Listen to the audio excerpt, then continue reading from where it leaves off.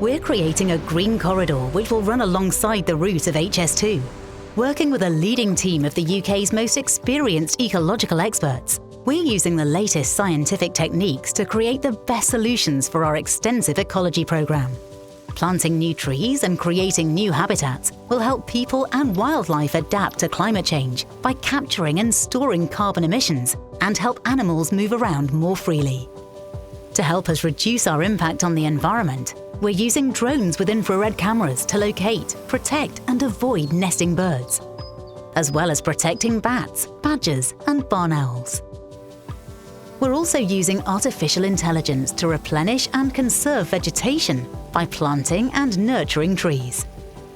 We can establish if any of the trees we've planted need help by improving the land conditions or managing invasive weeds. We're pioneering the way we protect wildlife along the route by studying the DNA of native species and mapping where they flourish, including collecting data on species that live in and around rivers and ponds. Working together with our partners, we're preserving and enhancing Britain's natural environment for future generations.